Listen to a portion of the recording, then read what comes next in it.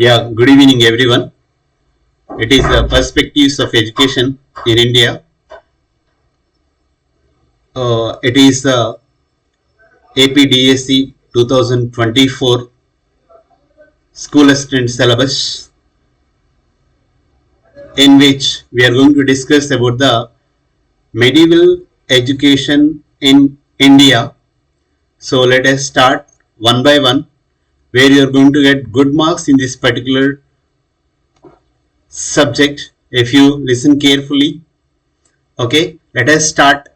So, the medieval period is started like with the Delhi Sultans, and there is a regional kingdoms, Mughal empires, and educational renaissance. So, the Delhi Sultans established in 1206 CE after Muhammad Ghori invention of North India, and in medieval period only there is a regional kingdoms like Vijayanagara, Brahmani kingdoms flourished along with the Delhi Sultans.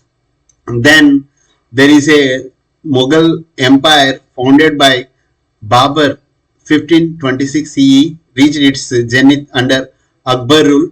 Then there is a drastical change in educational renaissances. So it is fusion of Indo-Islamic education tradition created new learning system in medieval period. So what is the main features of medieval uh, education? Like it is a regional religion center. Okay, so and there is a Guru Shishya tradition, institutional diversity, and royal patronage. So it is the focus is basically in religion center. The education closely tied up with the religious institutions and teachings, and there is a teacher and student relationship remained as a central of learning process. Then there is a institutional diversity like it is maktabs, madrasas, patashalas, and gurukulas form the educational landscape.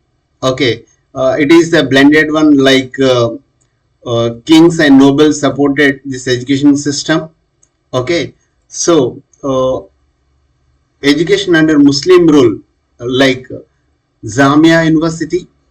Okay, then it is advanced center like Firozah Shah's Delhi University and Aurangzeb's Fatehpur Sikhi Jamia. Then madrasas, it is a formal secondary institution teaching Islamic law, literature, and science. Maktabs, it is a primary school like elementary schools attached to the mosque teaching Quran, Persian, and basic arithmetics. So the Mughal Empire, especially Akbar, supported the education through land grants that is called as Madad I Mush.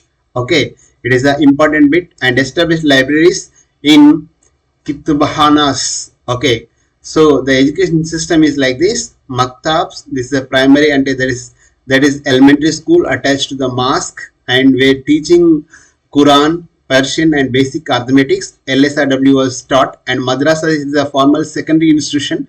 Basically, they taught Islamic law, literature, and science, and advanced is Jamia universities like Firozah Shah Delhi University and Aurangzeb's Fatehpur Sikri Jamia. So this is the education under Muslim rule.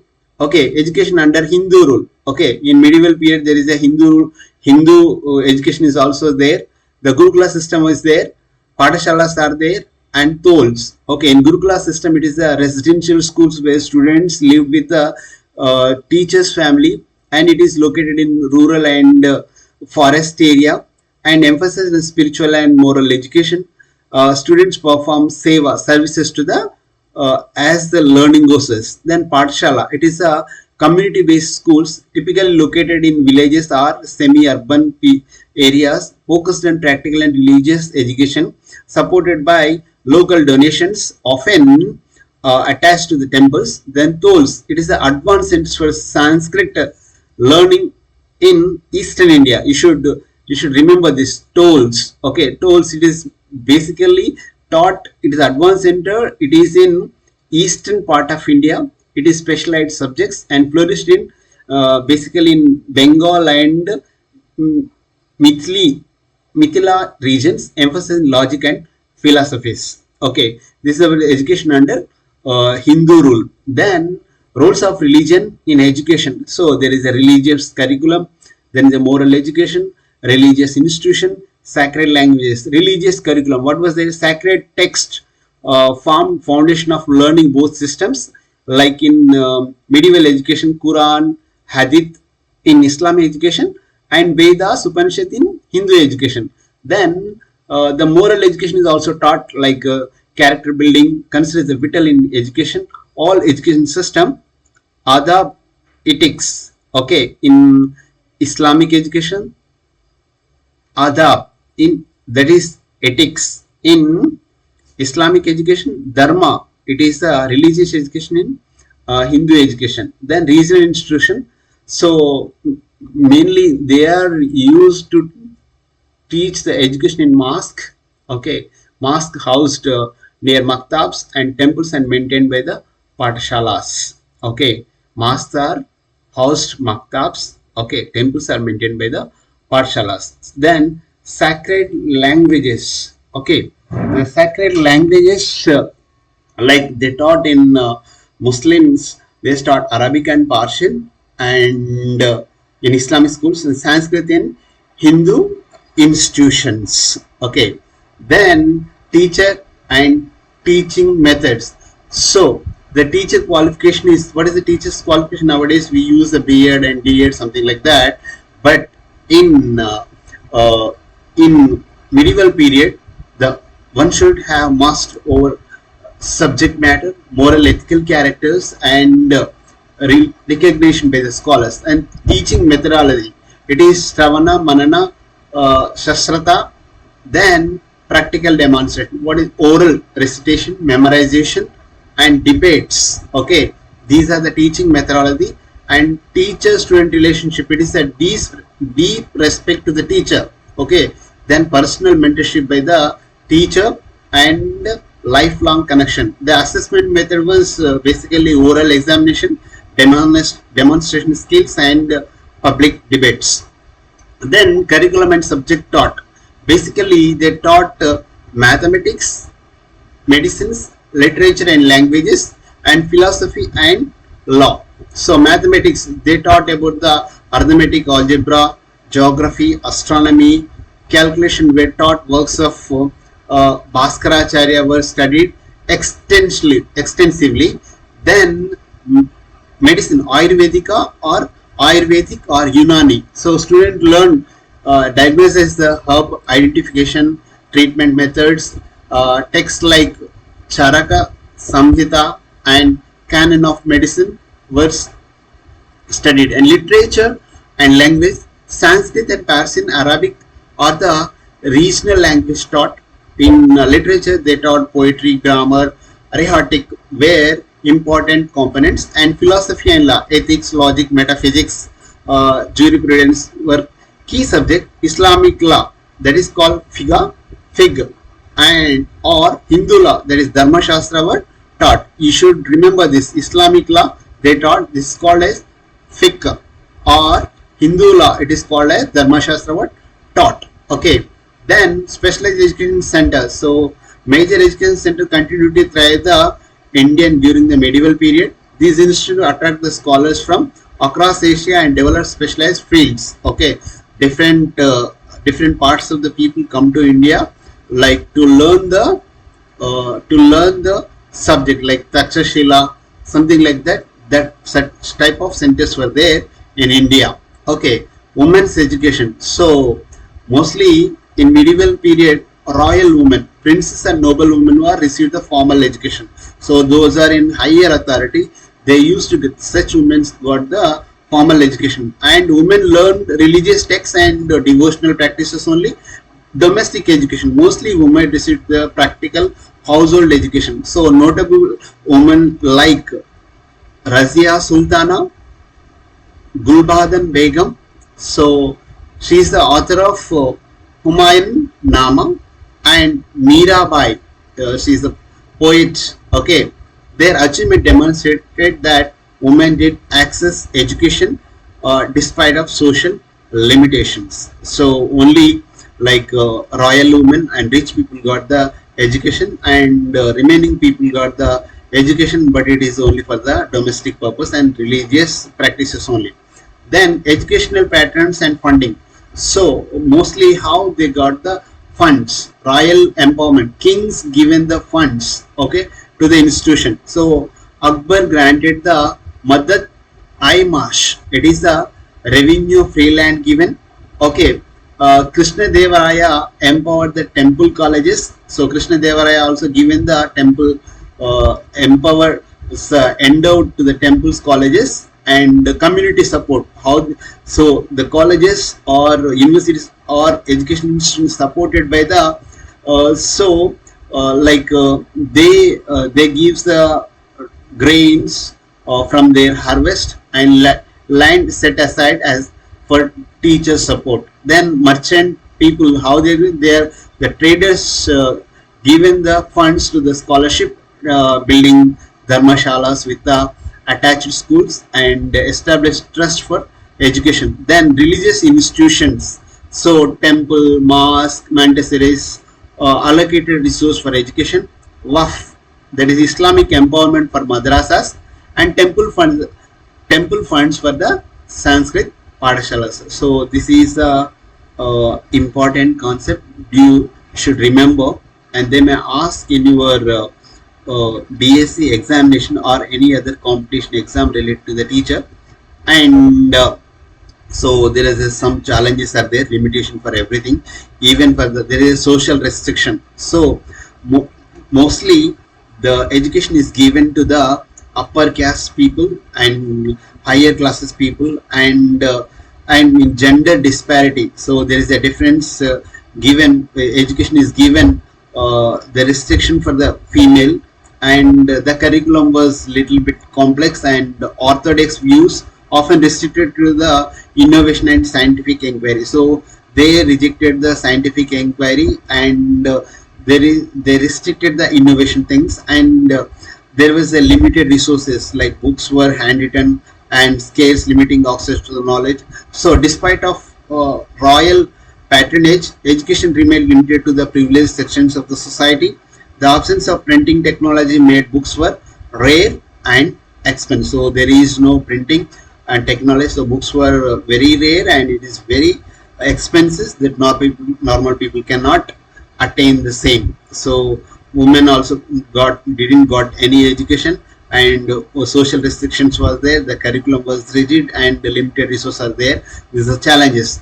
Then education reforms and innovation in medieval period. So the translation movement. So the king Akbar established the Maktab Khana. It is a translation bureau to translate Sanskrit works into Persian. So you should remember that Maktab Khana. So the Mahabharata was translated as Ramjanama, and Ramayana as the Ramayan Akbar. So religious integration, Dara Shikoh work, Majma ul Bahrain sought to bring Hindu and Muslim philosophies.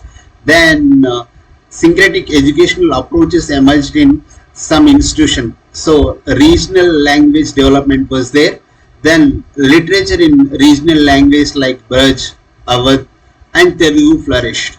Okay, so this is the democratized the knowledge behind Sanskrit and Persian scholars. So previously in Vedic period they used to taught only in Sanskrit, but in medieval period they taught the education in regional language like Braj, Awadh, and Telugu, and so it is behind the Sanskrit and Persian language.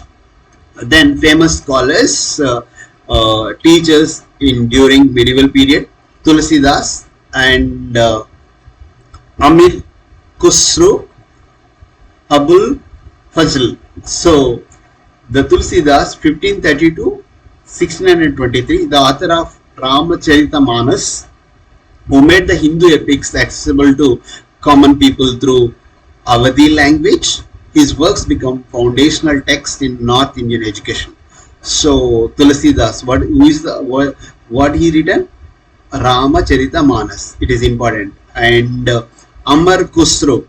So his living period is 1253 to 1325. Is a scholar, musician, and poet who developed the distinctive Indo-Persian culture synthesized. So founded Qawwali music tradition, wrote in both Persian and Hindavi.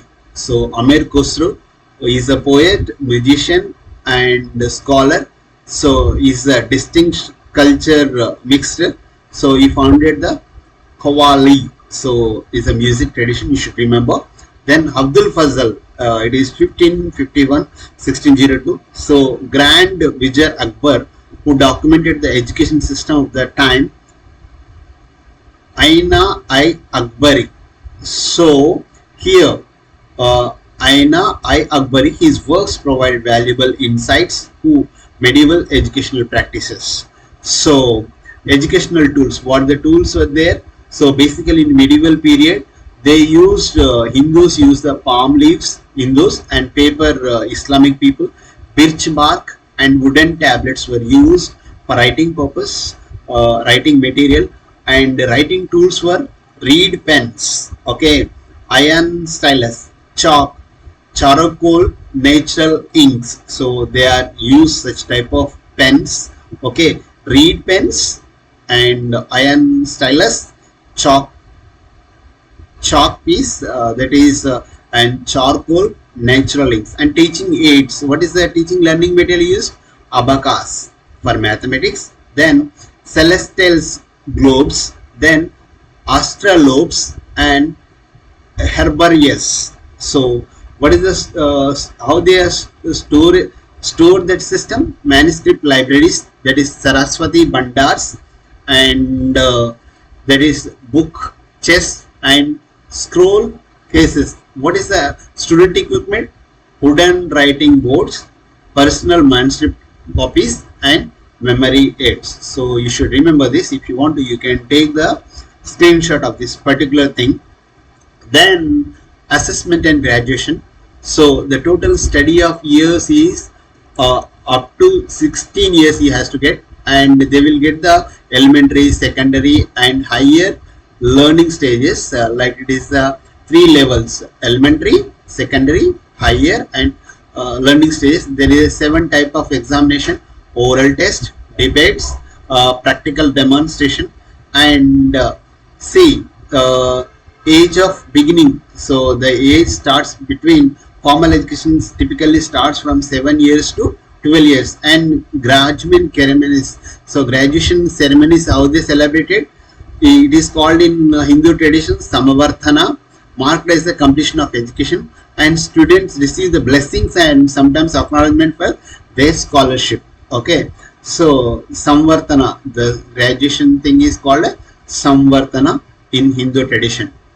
Then legacy of medieval education, teacher-student relationship. The Guru-Shishya relation continues and influence the Indian educational philosophy and textual tradition. Many medieval texts remain parts of tradition and curricula till today, and language teaching methods like memorization, recitation techniques, and basis the language pedagogy and institutional structures. They started with the modern madrasas and traditional patashalas, continued the medieval education patterns. So we can compare with the like how medieval education and modern education. So access were limited in medieval period. Now in modern period the access is more. The diversity is limited in like medieval period, but diversity, like everyone can access the education, it is more in modern time. Then teacher authority, the more the teacher has the more authority over the student, but nowadays in modern times it is not possible. So mainly the focus is ancient, like medieval education focuses on memorization focus. Nowadays it is little difficult and students are not remembering, and more of practical, less of theory in medieval period, but in modern education it is not there. And religious influence was more there in medieval time, but now the influence of the religious is very less compared with the medieval education.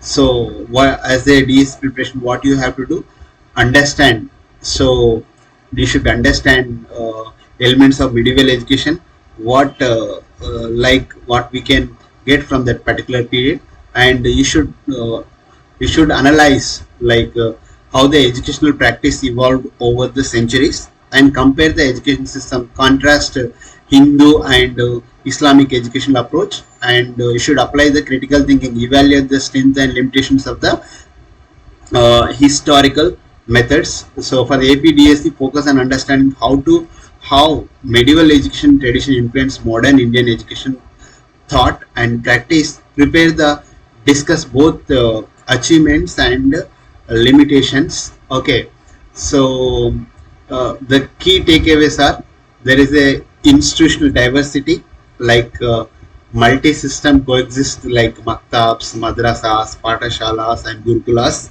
in the medieval period. Not only madrasa and patashalas, but also existed the like gurukulas, patashalas. So coexisted. It is the institutional diversity, Muslim and Hindu diversity.